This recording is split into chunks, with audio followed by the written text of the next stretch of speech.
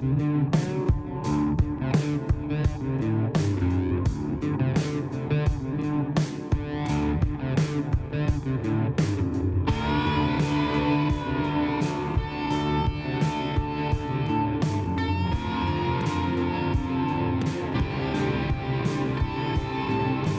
listening to Cain, Randy, and Brooke on Scratch the Vinyl. Scratch the Vinyl. All right, everybody. Welcome back to Scratch the Vinyl. You made it back for another week, and we're glad that you did. Once again, we are no longer surprised that you're coming back because we've been really hitting it hard with you guys. I mean, we have been bringing the best guests that you could possibly get from this area and beyond. We're delivering podcast excellence to you guys, and we're going to continue it with this show. But speaking of excellence, we have our everybody's favorite uncle, the man, the myth, the legend. He is Uncle Randy. He's the Godzilla of entertainment in this town and many others. And he's also one hell of a poker player. Randy, you're finally back from Vegas. How was it? Well, I will tell you that my first day, I was up for 42 hours straight. I know that sounds crazy, but guess what? I made a final table my first day there, played till 4 a.m. However, I did only finish 10th place, but that was still a nice first day out at the World Series. So glad to be back in the action and look forward to going back here for a couple more events before the series is over. But yeah, had a great start to the series for myself. Man, when you say stuff like that, Randy, it reminds me of my favorite movie, which is Tombstone. And there's Doc Holliday sitting there, and he's been up for like how many hours was it? 40 some hours. And he looks a mess. But man, I don't know how you do it. You really are a machine, my friend. Well, I feel like I used to be able to recover a lot quicker than I do now. But yeah, got done playing at 4 a.m, had to go back to the room, take a hot shower, take a 4-hour nap, and start playing again at 10 a.m. And it makes for a couple long days if you do well, but that's the whole idea. Got to get to that money, and that's how we keep this show rolling. Did you tell everybody while you were there, hey, I'm not only a great card player, but I'm also a world-class podcaster on Scratch the Vinyl? Well, I did have my Scratch the Vinyl shirt, and they're like, that's a funny poker shirt. I go, it's not poker. But it does give me a good reason to start talking about music. And of course, that's what we love to do here on Scratch the Vinyl. So, well, speaking of scratching the vinyl and scratching other things too, I'm sure scratching an itch for all of us. She's the witchy lady. She's the red-lipped woman. She is the lady that stole our hearts. She's the big red machine. Brooke Johnson, welcome back to the show. Thank you very much. It's good to be here once again. What's up? And Randy, really? I was only in 10th place out of what, like 5 billion? Come on now. You're just... It was 1,200. Okay. You are like the poker in the front or poker in the back. Doesn't matter. I'm going to play a poker. Yeah, 5 stars for you, Randy. Oh, turn a little red. We won't talk about that on the show today, Brooke. Okay, we won't. But you know what we do want to talk about? Because this is pretty badass. So Jackson and Coriel. So Coriel is our friend of ours, and she was on the show. She made her wedding invitations kind of, she was thinking of us. And it's literally a vinyl, like it has the cover, you open it up, it even has looks like songs, but it's to-dos and what's going to happen with the vinyl.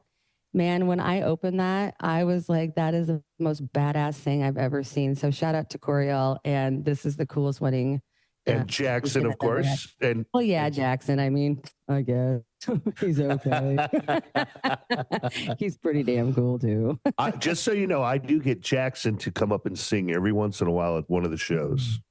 That's hard to do. He's kind of a shy guy, but I bet he kills it. He does. He has a great voice, and shout out to those two. We're so happy for them, and that is probably maybe the coolest wedding invitation I've ever seen. Absolutely. And I hope that their wedding song is Coriel getting up singing I'm going to Jackson, and that's a fact. Nah, Okay, maybe not. she's more of an Country girl. Alanis Morissette. Nah, she's more of an Alanis Morissette type of girl. That's true. But she is on country radio, so you never know. Exactly. I love it all anyway. But anyways, let's get on with the show. I'm excited to have to talk to these guys. Who do we got, Cain? Man, I'm once again pumped. I'm as pumped as I was when we talked to Dirt Fed, when we talked to Narcotic Self. But I gotta admit, I'm a big fan of these guys. Like, I discovered these guys organically. I think I heard one of their songs on Local Bandwidth with Luna, and maybe I'm full of it. Maybe I didn't hear it there, but I heard them somewhere, and I started diving into their album that they put out in 2024. And I'm going to be honest, man, I was just hooked right away. It reminded me of so many bands that I used to listen to back in the days. They've got a brutality to them, which I love. I'm a metal guy at heart. And so let's just bring them on right now. We have Bryant Huntzaker from Cyphen on right now. Bryant, how are you? I'm doing good. How you doing? Did I butcher that last name or what? Give me the real. Huntzaker, so you're really close, actually. And it's always a 50-50 with me. I always just pick the other one, the wrong one. No, it's totally good. Actually, at my wedding, I had to remind our pastor my last name like right before he said it too, so it was pretty fun. Well, we get away with it here in podcast world because a lot of times we're just really meeting honestly for the first time. I can't wait to meet you guys out live somewhere. I know you guys have been playing out a lot. I know that you've been on. I think you've been on the Metal Manifesto, or at least on one of their bills, right? Yeah, I think like almost every year that we've been a band, we've been on their bill. Man, John is such an amazing guy, doing God's work when it comes to spreading metal everywhere. And I'm going to be honest with you, I don't know if people pay attention to John's posts, but when he says he has a massive collection, that is an understatement. He has an entire basement full of vinyl media. Like, he makes my modest collection look like nothing. Yeah, his collection is huge. It is. Well, who do we have next to you here? Who is this? We got Cody Harlan, the bass player for Cyphen. Right on, man. Hell yeah. Playing those bass sounds on the mouth and everything. Well, welcome to the show, Cody. Yeah, happy to be here. So let's dig into it a little bit with you guys. Since there's two of you, I'll try to address you guys individually if I can, just to make it easier or more fluid. But right now, Bryant, I want to ask you, when I started listening to Irresponsible Entertainment, okay, which is an epic album, I gotta say, Absence blew me away. Like, it's an amazing song. It reminds me of like the new metal era in a lot of ways, which I don't know if you guys like new metal. For those of you that don't know what new metal is, please go away or hide under a rock or something. But for those of us that do, it's all those bands: Limp Bizkit, Taproot, Edema, all those great bands from when I was in high school. But it reminded me of that. But what really blew me away was the sound. How did you guys get such a great sound out of that? Where did you record? Give me a little bit more background on that. So that was one of the actual first songs that we brought up in the band. It was kind of the song that put me into talking with Cody and joining the band in the first place. That song I had written in an old band of mine, but it never really got recorded or anything. And I just knew that it was it was a really dear piece to my heart. So I wanted to make sure that like I wanted to be able to get it out there to the world and be able to have them listen to it. And thankfully with the demo that I had sent over to Cody and Will, they really enjoyed the sound of it. They wanted to have their hands on it. We started working with it, and it kind of everything just pieced together so perfectly when it came to having everybody get in the room with it. And we ended up going and recording that at Fuse Studios with Morgan Rizak from Secret Studios. And he just did it just the justice that it needed. He gave us ideas that he thought were going to be really cool for the song. And he made sure that he was like always asking us like, I don't want to overstep my boundary with these, but like I think this would be cool. And we're like, yeah, that sounds awesome. Like let's do that. Let's work it. And so Morgan's really did a fantastic job with the entire album, really. High praises towards him. He's a wonderful dude and excellent at his craft. Oh yeah. So but was it just him, or was Michael Beck involved in any of that? No, he was not. It was all Morgan Rizak. No, I'm a legit fan. I mean, I don't like to throw that out to everybody. I'm not trying to BS you guys. I mean, I have it on some of my playlists.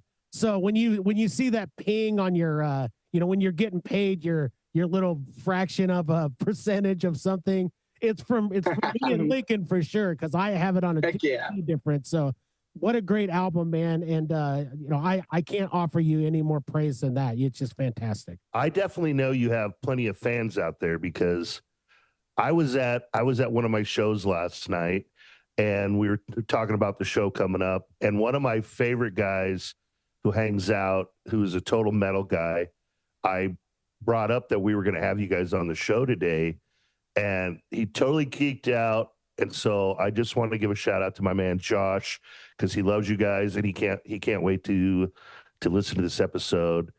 So guys, I just want you to know that you guys are doing well out in the community that I know of. And so what I really want to know is kind of how you guys got started, and kind of tell us a little bit about how the band got going. So yeah, a lot of that would fall on me. So I was in a previous band called Mistaken, and did that for a few years. That like there ended up being a few ego battles in it, and naturally a band doesn't last very long once that becomes a thing. I wasn't done. I still had the itch to play on stage, to still rock out, but I was waiting for that person. I didn't want to settle for good enough. And my biggest thing was I knew guitar player, I knew drummers, but I didn't know or couldn't find a singer that, in my opinion, could hold to that level until I found this cutie patootie. But yeah, like he said, he sent over his demo for Absence. Really liked it. That like I recruited the guitar player from Mistaken, and then we ended up going through a couple of drummers before we found somebody that was able to fit the bill, and it all just really started coming together after that. Well, you guys definitely have like a great blend of like the brutality of metal, right? You guys get super heavy. You guys can really, you're doing everything that you need to do. How are the audiences receiving it? I mean, I just want to mention, before you answer that, I want to mention what you said in the bio, and I think it's true. It says you're known for turning every stage into a battleground of raw energy and unrelenting sound. And honestly, I think that that's pretty accurate. The crowds are really like in tune. And at first, like my favorite thing about a bunch of the shows that we play is that with people that don't really know who we are, those are my favorite people to like watch out there in the crowd, to be able to watch them like slip their head around and just be like, okay, like this is awesome. And plus he's always climbing on everything he possibly can on stage. For me, that's kind of half the battle. Is if you don't like your music, well, I hope you at least enjoyed the show. That like there's a reason we're all whipping our hair back and forth. Do you guys, I have a question. Do you guys have fans? So like your hair flows and stuff, or is that just to stay cool? I see some guy. We actually don't use fans on stage. Sometimes our drummer does, but like we're just all about just getting that really sweaty, raw energy out. We become the fans of all the windmills. I love watching shows like that when you guys just have so much energy. And I know you guys have played with some pretty big other bands, same. So you were talking about getting started though. And, a lot of musicians say this, the reason why they got started was because for chicks. Now, Bryant, your wife is hot. Is that the reason you started to be in a band, or that you're like, someday I'm going to have a hot wife? Because that's true. But I don't know about you, Cody. I don't know. Maybe you have a whole lot of fans probably too. Not literally, but yeah. So but when you did get started, like as a kid, what was the reasoning behind this? I always love to know the reason why these musicians like, oh, for hot chicks, or oh, to prove this guy that I can play the drums. But how did you guys, like, as a child? For me personally, it wasn't necessarily for the women. I like the showmanship. That, like, I like being the center of attention on certain aspects and stuff like that. And everybody idolizes rock stars. Everybody always wants to be a rock star. So eventually I grew out a guitar hero, and this was just the next step. When it comes to me, my entire life has been surrounded by music. All of my, like my dad, my grandpa, my mom, they all were all about music. They're really in depth with it. And so my thing is that growing up, I've just always wanted to be able to show my talent and be able to like stand out from like the regular singers are doing. Like a bunch of people that I watch live and stuff. There's a lot of people that they cater to mic stands and they don't really move around too much. But then like there's always those other lead vocalists that I see just being very like absolutely wild on stage, and that just like it gives me that euphoria. Like it makes me like really energetic, being like I want to be like that. Like Jason from the Fever 333, he's one of my favorite live performers to watch, because first time I seen him was at the Bourbon Theater, and it was a free show, and he had a 100-foot mic cable, and he was just walking around the entire Bourbon Theater. He threw his microphone inside of a trash can and was yelling into it, and like he was tearing apart the drums and throwing them around and stuff like that. So I've always just wanted to see how crazy I can get on stage. And those are the most fun, like to watch that. Either, you have the lights and all the other stuff, but when you have this group of people, and I say this all the time, I love the energy between the band members, and you guys kind of get each other, and you're not, Cody, how you were talking about, you're not wrong. You got to pick the right people, because if you don't have that right people, you don't have the right, mesh, then it doesn't really work out. And that is part of the show, so when someone's like, oh, you're not really the best, or not for the drummer, they're always butthurt. They're like, right on, but you guys seem to like really just have this connection, and you guys, I can't wait to go watch one of your shows. I know you play a lot in Lincoln, and I know we're going to talk about this later, but the Bourbon, that is one of my favorite places to go. And yeah, I love that place. And it was really nice because it's just kind of out of the way. And I'd always have a Jameson bottle, because they'd ask, what do you want in the? And I'm like, Jameson. They're like, not PBR? No, Jameson. But anyway, that's awesome. Yeah, that's really cool though. Well, I don't want to skim over it, but you guys all brought up a great thing. When you were talking about like things that influenced you, and like seeing shows like, the show that you were mentioning, I think that that's kind of an important part of how you become who you are. Because I can remember going to like Head PE and Soulfly, Slayer, and all these bands. And I mean, I can remember witnessing, I don't know if it was Cold or Head PE, but one of them was beating the hell out of themselves with the microphone in the whole song. And I just thought to myself, like, I want to be a lead singer, and that's what I want to do. I want to beat the hell out of myself with a mic. I want to roll around. I want to jump around. So I can only imagine that that's how you guys feel. Like those have to be some of the best moments for you, and they certainly are for me. But you guys have to think about this. Now you guys are the performers, and there's younger guys that are showing up at your shows. They're seeing what you do, and you're making a difference. You might be the one that is doing something cool that might inspire somebody to, get out there and take that extra step and be an actual musician. So, kudos to you guys, because I know I've heard a lot about you. I haven't seen you yet, which I will, but I've heard a lot about your performances and how you guys really bring it. Cain, I want to add to this really quick, because there's a couple of young people that I know that have came to me and said, I really want to be on your show. And they love listening to the metal. There are a couple metal bands, but they're young. And they really do. They listen, they watch, they want to become like seasoned musicians. And I know that you guys are so much like that. And I just really quick before we keep going, what is some advice you can give to these young kids? Because I know there's a lot of them listening, and you guys are like the gods of their metal show. There's the hair. There we go. That's so sweet. Had to let it down. It was getting annoying being up. So is that your advice? Let your hair down? Right. words that I can give to the younger generation that's looking up to us musicians that are out here, doing it every single weekend is that, a lot of things are going to discourage you when it comes to like being in this music scene. A lot of things are going to be, it's a very big test a lot of the time, but just as long as you're able to face things head on and be really honest with what you're wanting to do in the music scene, everything will eventually work out. Like it's the thing in life is that the music scene can be really hard sometimes, but it's when you're able to get up on that stage and just forget about everything else that's happening in the outside world, it's like nothing that I've ever been able to feel before. Yeah, the adrenaline and rush of it all is super fun.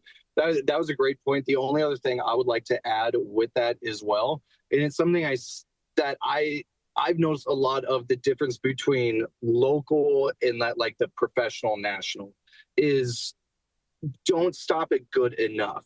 Try to make your craft great. That like, is it a cool guitar lick? Sure. What can we do to make it a great guitar lick? The little things add up. And they really, really do. That's where I think we've gotten a lot of just good responses is we're doing the things that nobody else is doing. You guys, that's awesome. I tell you what, I spent quite a few years. I actually promoted metal for about 5 years at one of my venues. And let me tell you what, the Lincoln community for metal is awesome. Like it's good.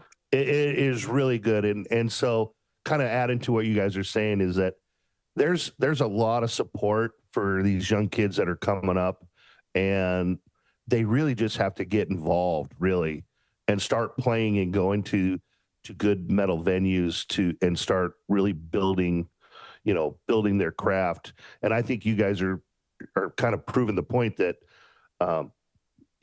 keep striving to be better and better, and this community will support you. And so really, I wanted to ask, Cain brought it up perfectly, was what are some of your guys' kind of influences that really got you going in the metal scene? Well, if I'm going first on that one, my favorite band is Sum 41, which I think a lot of people get a little confused on that. Like, oh, they're pop punk. The later the discography goes, the heavier that they kept getting.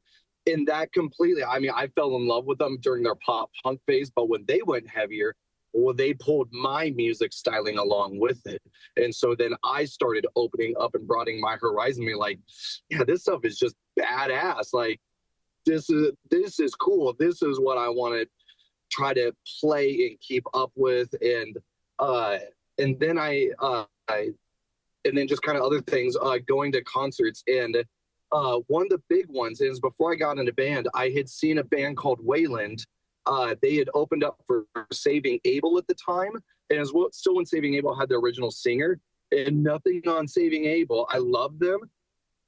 Wayland absolutely blew them out of the water. And it was that point Saving Abel starts playing, and everyone's like, did you guys see that Wayland band? Like, I want to be that. I want to be, like, if we can put like the headliner to shame in that kind of sense, because we just on stage, the response is always great and overwhelming, and it's just fun, and it makes everything a challenge where it's not like competitive with other local bands, but like we want to strive to be with the big dogs and prove that we can do it. I'm not so sure. I didn't see that show, to be honest with you. And I remember that, you're just kind of hanging out, waiting for Saving Abel to come on. And the opening band was killer. I'm not sure I remember it was Wayland, but I do remember that it was an unbelievable band. And that's kind of what I'm talking about, man. These going to see great live shows really can get you motivated in this business. And so I love that those guys are a big influence. How about you, Bryant? What are some big influences for you? My big influences is when it comes to the metal world is like Beartooth, Mudvayne, Killswitch Engage, Avenged Sevenfold. I've always been a really big fan of those bands that just have that really like high energy, like Avatar. I love them too. And just like seeing bands like that where they come out on stage and, even when you meet them like afterwards, they're just two completely different animals. And I really love that in the sense of it being like big influences for me when it comes to that. You become like a character on stage. Yeah. All right, this is as good as time as any to go ahead and roll that Elegant Sasquatch ad. You know you love it. We love doing it. It's a blast. We love those guys at the Elegant Sasquatch Beard Company. So let's run the ad right now, and then when we get back after that, we'll do the local roundup. That's right, everybody. A special 4th of July local roundup for you guys. And then we will go ahead and talk about our sponsors, and we'll get back to it with our guests, Bryant and Cody from the band Cyphen. Dude, last night was a rager. I literally don't remember anything. What happened, and why do our beards smell so bad? It all started when a Sasquatch came out of the woods. He was doing keg stands. He DJ'd the party for a while. He even brought a live skunk to hang out. It was epic. It was getting late when Sasquatch's skunk friend decided to spray his pungent odor everywhere. Now our beards smell like rotten eggs and trash. Don't worry, friend. Ah! Is that you, Sasquatch? It's me, your boy Squatch. Have no fear, my nose-melting follicle friends. I have just what you're looking for to get the skunk stench out of those skunktified beards. The Elegant Sasquatch Beard Company has all sorts of balms, butters, oils, and washes to turn you from skunk to hunk in no time. Oh, bro, this is a trip. I feel like I'm dreaming, man. I'm gonna go back to bed. Well, pinch yourself now because you're not dreaming, my friend. I'm here to tell you about all the great things going on at the Elegant Sasquatch Beard Company. Oh, tell me you have something to help us with these smelly beards. Not only do I have something for that, but I have so much more. Head on over to elegantsasquatchco.etsy.com to check out the shop and look at all the different beard balms, butters, oils, face washes, and bundles that we have to offer. In addition to all of our great prices, if you mention the Scratch the Vinyl podcast with Scratch30 at checkout, you'll get an additional 30% off of your order. Oh, man, this beard wash is amazing, and these oils smell so good I could drink it. Oh, you foolish little human. That's not what they're talking about with hair of the dog. But seriously, Squatch, these scents are amazing. I already smell better. Well, on that note, it's time to grab another beer and, oh, it looks like our friend the skunk just arrived. It's time to party. I call dibs on the first game of beer pong.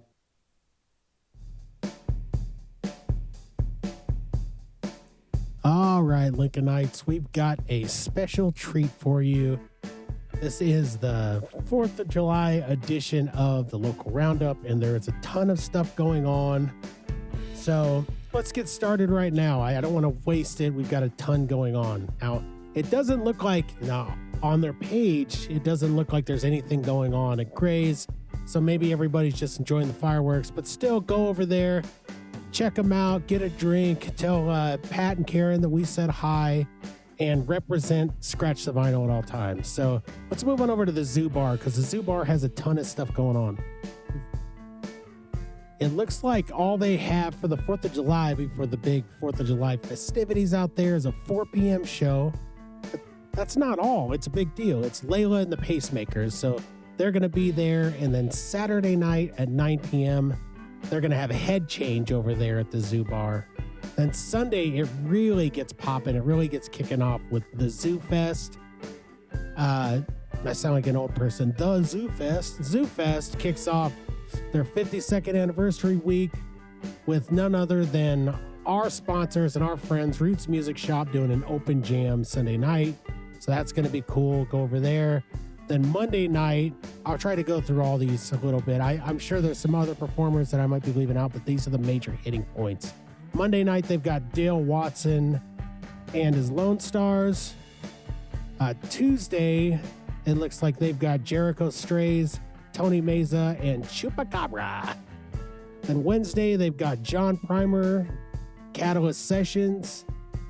Thursday, they've got John Primer again with Mike Zito Trio. Later, they'll have Shit Hook that night. So go over there. They're a staple there. Go do your live karaoke. Tell Phil and the gang that Cain and Scratch the Vinyl said hi. And get on this show. We want Shit Hook. So there you have it. Go to their page and their socials and check out all the times and covers and all the more details. But that's all I have time for with that. So the Zoo Bar is action-packed. Let's move over to the 1867. Saturday, they've got a bunch of bands with names that I probably can't pronounce, but I'm going to try. So Polo XD, I have no idea on this one. So I'm going to try to get through it as much as I can. It's XHRISSYDD, whatever the heck that means. Go see them. 402 Skyanet, Monzi, Enlad Wayne, and Kellen Son. I'm pretty sure I butchered every single one of those, except for the first one.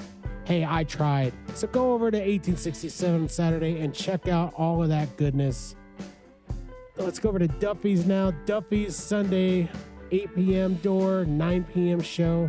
They've got a band from Fort Collins, Tongue Bite, coming in, and they've got guests, the Riva Band and our friends at Pearl Parade. That's going to be a blast. So go over there. I went on over to Rosie's and checked what they got going on. And it looks like they do have somebody on their page, but it's not really listed. But I did see a picture, and it looks like Shithook. So I think they have Shithook there on Saturday night at Rosie's. But don't quote me on that. If it's not true, don't come running with pitchforks and everything else looking for us. Then also Saturday, I had an old friend, our old neighbor, Mike Wright. Shout out to him, who used to live next to us at one of my childhood homes. And he plays in the band Hit and Miss. And he told me that at Frontier Harley Davidson Saturday at 11 a.m. to 3 p.m., Hit and Miss will be playing. So if you're a Harley enthusiast, or you just like going there because it's a cool place, go out there and see some awesome live music from them. And now let's talk about our sponsors quickly. We've got Roots Music Shop, also Backtrack Records, American Senior Benefits. Get a hold of them and get a hold of Jason Dugash, the man with the plan. Also Sly Ink Tattoo. We mentioned the Elegant Sasquatch. We mentioned Gray's Keg. Also the TAM. Go over there and get yourself something to eat. I have heard the specials lately have been through the roof. So go over there. But let's talk about Lil Bill's Barbecue for a second. We just picked up Lil Bill's Barbecue, and they brought over an entire case of barbecue sauces to me, all different flavors. It's the grilling season. So I want you people, and I mean all of you, I know you're grilling out there. If you love barbecue as much as I do, I want you to get all these different sauces. You can find them on Facebook. Look them up, get a hold of their socials, message them through Messenger, and that is the way to get a hold of them for now. And these do not last long. These sell out fast. I'm lucky to get all these flavors. So we definitely have a commercial and different things coming up. Check out our socials, and I'll show you all this great sauce and some of these flavors. And let's blow up Lil Bill's. Let's get them in all the big stores. So that's all we got for sponsors and local roundup. It's massive, everybody. And I just want to say, happy birthday to you, America. Happy birthday, America. And God bless you all. And now let's get back to our little 4th of July treat. Our guests for you are Bryant and Cody from Cyphen. Well, who are some of your other influences that maybe we wouldn't look at, as metal guys? Like, who are some of your non-metal influences that really got you guys going? Like, I'll start with you, Bryant. Some of my non-metal influences are Seether, Shinedown, Breaking Benjamin. They've just always been like really close to my heart, especially since I was a little kid. Shinedown to this day, I'll be turning 25 on Sunday. They still remain to be like my favorite band. Like everything they put out, I haven't found a single song where I've just been like, so those are the type of people that like I really have the influences for, because they're just so awesome. I saw Shinedown at Pershing Auditorium before it was torn down. And let me tell you what, there was stuff, I was going to say a naughty word. There was stuff falling from the ceiling. They were rocking that place so good. Yeah, That's great. They're insane, especially with their like now, like their pyros and stuff like that. Like, Brent Smith was just playing a show recently. I can't remember where it was, but he was standing too close to one and ended up catching his jacket on fire. And he just was singing and just like patting it away, like trying to stop the fire from, it's crazy. The show must go on. Yep. Always. Yep. Now we need puke buckets and some kind of like fire extinguisher, but that's okay. That makes the show really fun. Oh yeah, Absolutely. start getting pyrotechnics myself. I think that's, well, speaking of 4th of July is coming up, we can all go practice a little bit, I guess. There we go. That's You Yeah. true. You guys Yeah, ever you guys ever have something crazy happen on stage, you guys, like that? We were playing a show at the Beach House Bar and Grill sometime last year, and I've been known recently that I like climbing on top of the monitors and like the stage PAs and stuff like that. And I had no warning previously to this whatsoever, but when I went to jump up on the PA, it wasn't strapped down. And so the minute that I got up on it, it starts falling over. So I'd like yank myself back, but stay in like my character that I am when I'm on stage, like being like, this is totally normal. I meant to rock this thing. You always have to go with the flow. Seriously, like I have watched people where I'm like, I don't think that was supposed to happen, but that was badass. Like Yep. you just keep going. Yeah. But like, hopefully you didn't like siphon out some gas or something and like make more pyro and like actually fire and stuff. But speaking of siphon, Well, I mean, now you're talking behind the scenes. yeah, I want to be there. Oh, Exactly. invite me. I'll bring my own. Yeah. Bring their own hose. I'll bring my own hose. Hey, the hose are the best. What? Oh, you mean like a garden hose? Yeah, that too. I mean, but speaking of Cyphen though, where did that come from? What does that name like mean to you guys? I always love knowing the band names, where they came from. so we actually, it was like a couple of weeks where we were trying to figure out like what name we were really wanting to go through with this. And we had, what was one of Carnival of Destruction? Was that what it was? There was a few. Yeah, of them. I had like a notes app and it had like 20 names on it. But then I just remember that like I had been so like focused on trying to find a band name for this band that like it started like really just internally getting to me to the point where like it started coming into like my dreams and stuff. And so I just remember that I just had this very vivid dream where I was kind of just like exploring this cave. And for some reason, like that, it was just like caved in, like it was just engraved into the wall. And so then I went to the band, like, that next Wednesday, and I was like, what about this? But like spelled like this. And I kind of just got like the weirdest look from everybody. And it was just kind of like yeah, okay, I like that. Let's try it out. So, and it kind of like stuck from there. I don't know if there's necessarily the big like hoorah moment, but it was definitely the name where like we couldn't avoid it. We just kept coming back to it and just, all right, this is who we are. Yeah, and that's usually how it is. And like we always talk about when you're in a conversation and you say a cool word or something comes up and you're like, yeah, that's a band name. Like it could be a band name. And like the guy's like hell to pay, like toupee, spelled like a toupee. That's hilarious. Yep. Helen Back and it's Helen Bach. Like I love those because you remember those, and like Cyphen, I was always like, I just pictured like, I don't know, siphoning a gas tank and like taking all the gas and spitting it and like throwing it on fire and like but then I'm like, well, that's probably nothing at all. It sounds like a bunch of What naughty it rock and roll is. stuff. Super rock and roll. I love it. That's pretty badass. Yeah, I love the process of naming bands. It's probably one of the most intriguing things when it comes to the music scene is trying to figure out who you want to be and what your identity is. Absolutely. Well, it's not like you're a parent and you have to name a child. Like that child's stuck with that name, kind of. And Yeah. they could change it later on. I mean, technically you could change a band name, but it's like it's really important for the title. Because I mean, if you guys are called like the Flower Sunshine Band, I don't think that'd be pretty badass too, because then you'd show up and be like, what the hell is this? This is awesome. So how long have you guys been playing together? It's been about 3 years that we've been playing, coming Yeah. up on 4. Yeah, Bringing some change. yeah. Oh, so you guys have been playing in the scene before that, though. You mentioned some other bands. How long have you guys been playing live, would you say? I've been playing gigs for 12 years now. So this would be my third band that I've been in. Started with a cover band when I was that like teens, and then and then had the Mistaken band, and then now we're here. How about you, Bryant? This isn't one of your first major bands, right? You said you were in a band before this as well. So I was in a project before this, and it was kind of like a last ditch effort for the drummer that was in the old band. But he was going through like this like really rough divorce breakup thing with like child custody, like, and so it kind of just, he kind of chose alcohol over like trying to like do the whole music thing.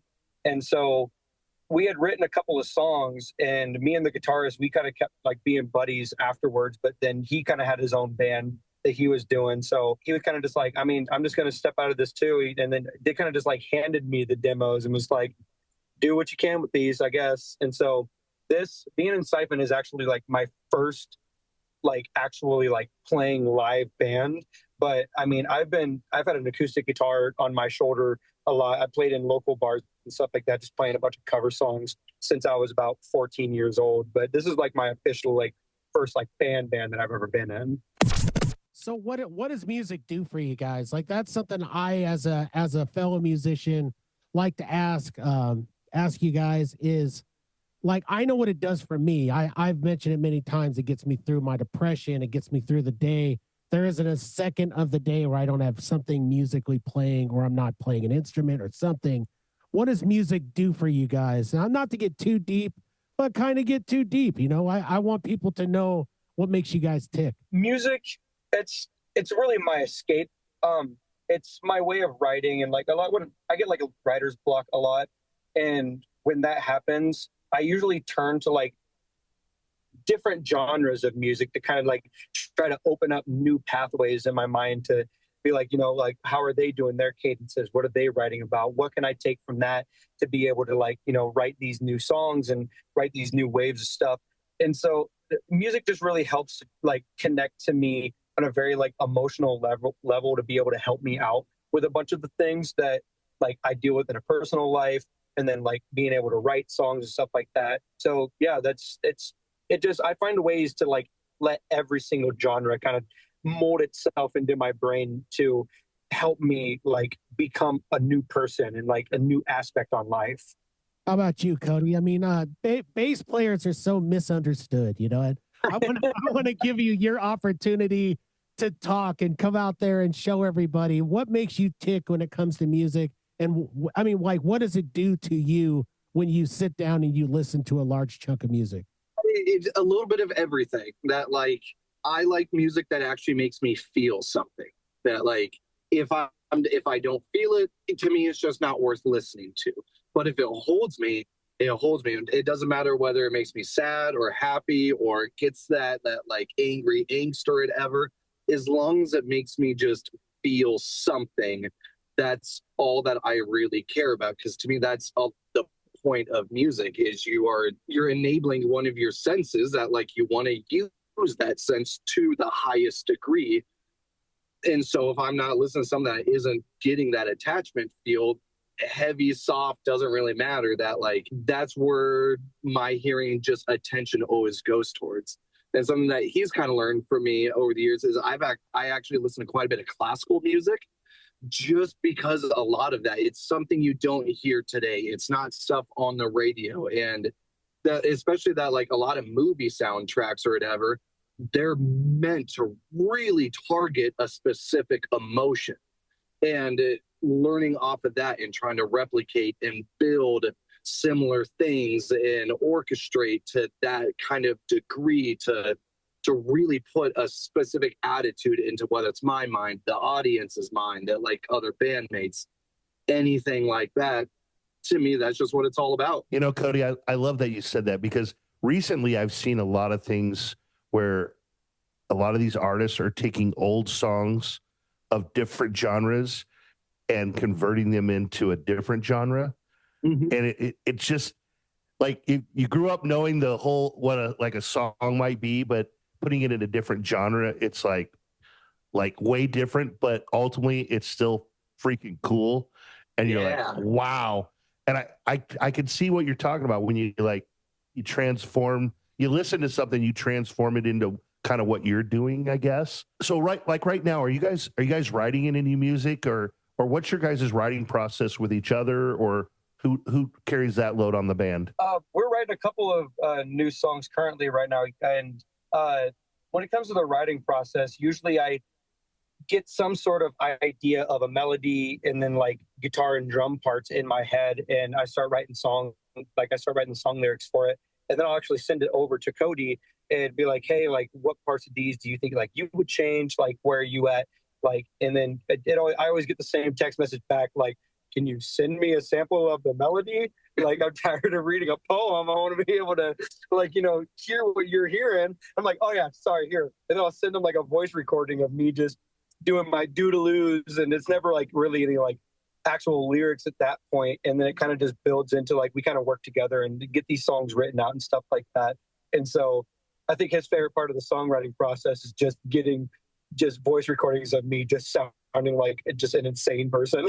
It's those little hooks that will just itch in the back of my brain that like on one of our songs on our album Statues, that beginning bass riff that starts on that, our guitar player just fiddled that out at practice just randomly. It wasn't part of anything at the time, and just that was cool.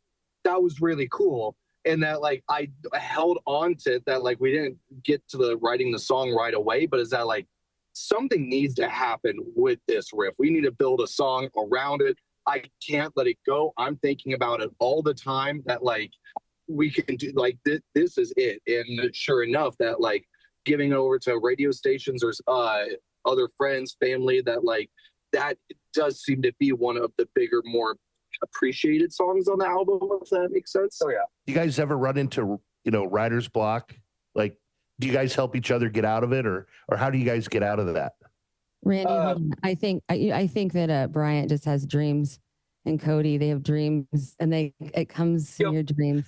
That could probably happen. I'm not kidding. Seriously, half the time they're hallucinated, but Well, to get rid of our writer's block, we just sit in a hot room, and then we just wait until like we're about to pass out, and that's when the lyrics start flowing. I have some peyote I can give you. That helps out too. Yeah. You have to have like somebody beside you writing everything down though, because you can't write too well with the peyote, I don't think. Well, you can have your hallucinations. When it comes to our writer's block, funny enough, Statues was probably one of the hardest songs that it was for me to actually write, because Statues sits in like a very like weird realm of like genre, because it has our hard rock elements in it, but it definitely has that like pop punk style. And so we were wanting something that was, at first when we were writing it, Cody was actually wanting it to be more of like a party song. And so like he was like, we had an entire different sheet of lyrics written for the song, played it a couple of times, we rehearsed it a couple of times, and we were just like, it's not it. Like we got to find like puzzle pieces. Yeah, like it doesn't sound right. And so like I kind of had like the first verse of like a different song that I was working on kind of written out, and we were trying to like figure out like where we're going to go from that. And so I kind of was just like, he was like playing like the verse and the riff, and I was just kind of like timing it out for myself, just like the symptoms of show, fragment of a person. But I only had like that first verse, and I could not for the life of me write the rest of the song. And so I kind of like sat down, and we were all trying to work on it and stuff like that. And then one night I kind of got a hold of one of my buddies who was in like the pop punk world, and I sent him over the lyrics, and he was like, well, it sounds like it's this. So like just continue writing the story on like what this is. And I was like, okay. And so like he kind of like sent me over like a couple of like just like one-liners, and he was like, try these out, like, try to write around that, because that's kind of like where it sounds like this is going. And so like he definitely helped out a lot with that writing process, because it was just baffling me on being able to like what I was going to continue writing with that song, especially after having like the entire song already mapped out with these different lyrics, having to turn around and like take different lyrics from a song that I had a different riff idea for, and completely flipping it over on its side and writing an entirely different song to it. It was a very fun challenge to deal with. One trick that I've learned as a writer is I like to huff or siphon gas and sniff it from now, and that kind of gets me through. Sometimes I sniff markers or glue, and it kind of takes me to that euphoria. But I do find it fascinating talking to other musicians about how they get through it, because I run into writer's block all the time. I could sometimes go, years. Like there's a song that I just finished that it's taken me 15 years to actually finish the song. And I know that sounds crazy. I just never I would move on to something else. I never really came up with anything.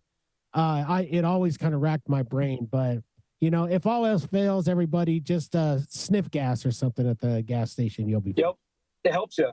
Well, and kind of my going off of that like when we do kind of hit that like block of just we're struggling to bring fresh ideas that like we're not all quite on the same plane, I don't like to force feed it and push it. That like let's skip it for now. Let's move on to something we're all feeling. That like that to me that kind of falls under the what is a good enough kind of thing. If we're just forcing it to be something that it's not, it's probably not going to feel that good. And there's been plenty of practice. We definitely got one song, but it's happened to I know like Better Off on our album, to where we had the song, we were playing it live and all this stuff, and then it was one practice somebody messed up and it changed all of us. We all just went right into it and we finished out the song and we all looked at each other like that felt way better. Like that felt as how it should be. And that's now how it is. But then there's other times where one of us will just start on a jam at practice and he will pull up kind of lyrics and ideas that he has previously wrote down. And there's been a couple of times where we'll play a literal 3, 5, 7-minute song. Nobody stops. Everybody understands. We all know when the verses and choruses are coming up, even though we're all just going off a complete whim on it. And that's that true organic feel that it feels right the way that it should without forcing something. Honestly, guys, I love that. I'm always interested in seeing everybody's process to how they write, and it's hard to do on your own, but I love the fact that if you got a core group of guys in a band that can gel like that and just like you said organically come up with something, I mean, I think that's just the purest form of music right there. And oh yeah, one of the things that makes me like kind of giddy is where I'll have an idea for this part of the song and give it to our guitar player or something, and he's like, and then he just plays up what he's hearing, and then, oh yeah, that's a lot better. I never would have played it like that. That like I never thought about it like that, but it's better. Like yeah, when it comes to Will, there's a lot of things that he does that just really we'll be sitting in a room and I'll give him like something and he'll play it to a T. It's like with like no hesitation whatsoever. I've given him like maybe like 3 notes and then he'll just like max it out to like it's like perfect like awesomeness, and I'll just be like, how did you do that? Like, get out of my head. it's disgusting what he does sometimes. Well, that's like Randy. He has a few songs out that he wrote, and some of them, you know, it is pretty close to home. There's some funny things in there. There's some really heartfelt things. And it does take, though, another person like Cain and say, hey, do this, or let's try it this way and put it together. It takes a team to do that. And unless you're just like some acoustic, you know, hippie on the corner singing your own stuff, it takes a village to make a really good song and a good band and all of it. And you guys seem to work really well together, and you're very seasoned. And that is an inspiration to a lot of people. And I love the metal, the pop, like all of the stuff that you guys put together with it. And I know you guys are playing coming up. You have a few shows, but are you opening or playing that or one with, is it Bloodywood? Like the Indian folk metal guys? Yeah. New Delhi. Holy shit, man. That's going to be awesome. Like I read that and I was like, wait, what? They're at the Bourbon with, yeah. And then I talked about Bloodywood and my mind went somewhere else. But are you guys excited? Are you guys excited for that show or what? No, we're very excited for that show. We actually, the crazy thing about that is that we had another show that we had coming up with just a road that we're not going to go down. And we had hit up Duff and we were like, what are the possible chances that you'll be able to get us on this show? And he texted us, he messaged us back and he goes, for you guys, give me 2 weeks. And it just like 2 weeks passed by, and he was like, "Hey, you guys got the show." So That's going to be a freaking amazing show. I mean, you have, is it just, it's you two guys, right? Like you, the two bands? I believe Brentwood and so. Cyphen? Yep. Yeah. And that's going to be coming up July 10th. We'll talk about that again, but July 10th at the Bourbon. And that's going to, I am seriously like going to get some tickets and go to that because that sounds like a freaking blast. Dude, it's going to be so awesome. That is really cool. Speaking of like, you know, playing with other bands and stuff, like, is there a certain band or a certain someone that you've played with that you were just like, holy shit, like I can't believe I'm playing with these people, or, you know, they're playing, you know, they're opening for us or whatever. Have you, like, is there a certain person that you've got to or even meet and jam with or something? I don't know. So one of my craziest things is that I think back in 2017 or so, I had went to a Breaking Benjamin show at the Uptown Theater in Kansas City, Missouri, and Red was opening up for them. And it was like an amazing show. Like I had been a fan of Red since I was a kid, and like I didn't even know they were on the show. And then we went to the show and I had seen them, and I was like, I remember this band. Like this, they're so awesome. And then just to be able to turn around and like be at that show, and then like all the way over to 2024 is when we played that show. 2023, we got to open for Red and Saul at the Bourbon Theater. Like it was just a full circle moment for me to be like, whoa, like that really felt good for me, knowing that like I hit a full circle moment like that. Dude, that's amazing. Like, I just feel stupid. Like, if I met Patrick Duffy downtown one time when I was like 13, and I was like, oh my God, it's Patrick Duffy. Can I be in one of your shows? And he's like, oh my God, kid, get away from me. But to actually get to do something with another band that you absolutely love, like, I love that. But also, okay, sorry, I didn't mean to cut you off, but I was just thinking of Patrick Duffy and how cool it was if I would have been on his show. Patrick Duffy. Yeah, that is so cool. Patrick Duffy and Patrick Duffy leg, if you like. I love that. But yeah, so Cody, the same. Were you guys same experience?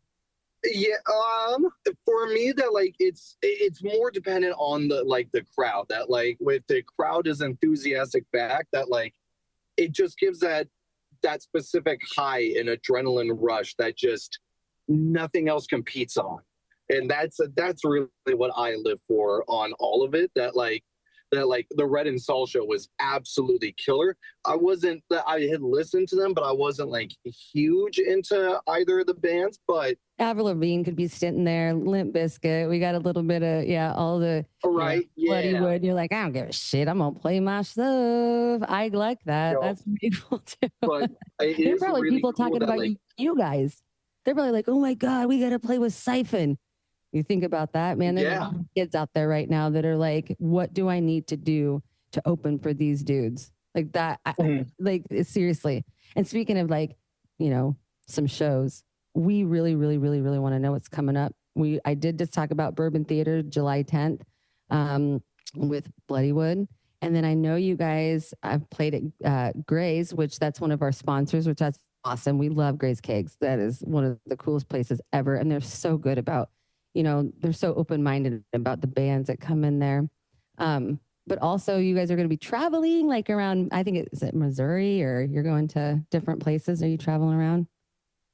We got one in St. Joe. Yep, St. Joe, Missouri on July 19th. We're playing there. Yep. And then we were supposed to be playing a show July 26th in South Dakota, but one of our members, the business trip landed on that day that he didn't realize. And so we had to actually, unfortunately, back out of that one. But yeah, we still got like a lot of really good shows, and we're working on, right now we're really focusing on like getting a couple of these shows just out of the way so we can, get to the writing process and get that next album out. At least start to be able to pick up some new singles that like at least towards the end or have ready for the beginning of the year to be able to really just kind of launch into something new. Absolutely, going to that next level. Well, if we want to get a hold of you or kind of look you guys up and read more about you or find where you are going to be, what's some of your places that we could find you at? Yeah, you can go to Cyphen Official on TikTok, Facebook, Instagram, Twitter. We're on all those social media platforms. We have our own website. We have our own website, cyphenband.com. And then just if you look up Cyphen on any streaming platform, you'll be able to find our music on there too. We also have bands in town as well. You can look us up on there and follow us, and you'll be able to get like the updates and stuff about when we're going to be around in your town or, you know, stuff like that. Well, we want to put you guys in the hat for a big STV metal show, maybe that we'll do at some point, right? Like we do benefit shows and we do different shows now and then, but maybe if we put together a metal show, maybe just maybe if Brooke begs you and bats her eyes like she always does, maybe you guys will join our Scratch the Vinyl metal show. That'd be awesome, right? That'd be so cool. We would love that. Well, I've got a venue ready for this, and we've been working on it. Me and Cain have we're kind of different eras, but we have this kind of old school for metal, and it's an idea we've been working on for a while. And I've been talking to some of the old bands I used to work with and trying to pull them back out of retirement. And so, man, it's unfortunate I'm going to be out of town on July 10th, so I can't check out that bourbon show. But man, I'd love to get you guys on stage with a big metal show with us. That we would love that a lot. Yeah, that would mean so much. You might have to bring Ingrid. We'll have Ingrid come with me, and we'll we'll go to the bourbon. Oh, you're gonna love Ingrid. It's my sister. Yeah? Yeah, we're gonna have fun. Yep. Just wait. You just wait. You'll have Jameson up in the green room too. Perfect. Hell yeah. Well, you guys, we always find that time flies when we're doing the show. And dudes, we can't thank you enough for coming on the show and giving a little to our metal fans out there, because we do have a lot of metal fans for our show. And I know we're probably going to try to do our best to help you pack the bourbon on July 10th. But really, thanks for your time, guys. Yeah, thank you for having us on. It was a blast. It was super cool. And be ready. I'm going to bring my granny panties and bra. I had to say it. Cain, Randy, I had to say it. I'm bringing, I do it every time. Hopefully I can flick it right on your guitar. Maybe get the drummer in the eye. Hang it from the mic stand. Guys, if you ever follow the show at all, you'll find out that Brooke will probably make you lasagna for after the show. She'll make sure you're taken care of in the green room. Absolutely. She is our STV Band-Aid lady. And I'll do. You get batteries. You need batteries. I got that. Puke bucket. I got that. You need a pony. Like a fan. Oh, yeah. Like literally a fan. Perfect. Oh my God. No, but thank you guys for coming on. I can't wait to see you guys Thank live. you. We can't wait. Yeah, this is awesome. Well, in closing, everybody, I recently heard that Wolfie Van Halen was talking about something that his dad said about music. If it sounds good, it is good. And these guys are very good. So I want you guys to go check them out. They both sound good. They just seem like a great band to be around. So go check them out at the Bourbon. And for all you STV listeners out there, the millions and millions at home, thank you guys for listening. We'll catch you on the flip side here on Scratch the Vinyl.